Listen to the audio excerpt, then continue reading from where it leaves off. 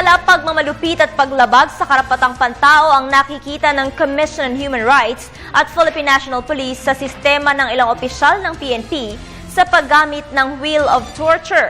Kaya't agad na nagkaroon ng hakbang ang dalawang ahensya para maparusahan ang mga taong sangkot sa aktibidad na ito.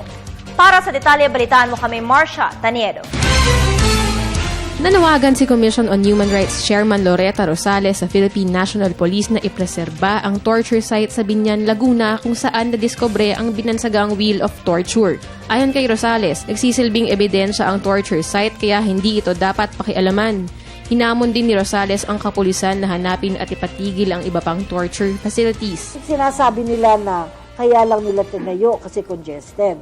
At saka pangalawa, bakit nila tinatorture? Pag binasa mo yung affidavits nung mga tao, hindi naman dinala sa police station at saka congested at dadalhin dun eh. Hindi. Inaresto, walang warrant of arrest, diniretso sa kanila, tinorture doon. Ang kontrobersyal na roleta o ang wheel of torture ay umano ng mga pulis sa Biñan, Laguna upang makakuha ng impormasyon sa mga bilanggo. Ayon sa CHR, tiyatayang aabot sa mahigit 40 ang mga inabusong bilanggo. Samantala, ay pinag-utos na ni PNP Chief Director General Alan Purisima ang pag-iinspeksyon sa mga selda sa iba't ibang units ng pulisya sa buong bansa sa pangunguna ng Directorate for Investigation and Detective Management at Human Rights Affairs Office. Bukod sa pag-iimbestiga ng mga selda at physical headcount ng mga detainees, pag-aaralan na din ng grupo ang mga basehan ng pag-detain ng mga bilanggo sa kasalukuyan. Umaabot na sa 12 ang mga pulis na na-relieve sa kanilang posisyon, kasama na ang Laguna PNP Provincial Director at ang kanyang intelligence head.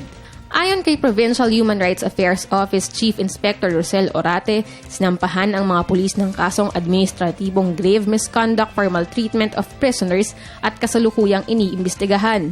Samantala, nagpakita umano ang mga bilanggo ng mga pasa at damit na may mansya ng dugo bilang patunay sa nasabing pang-aabuso.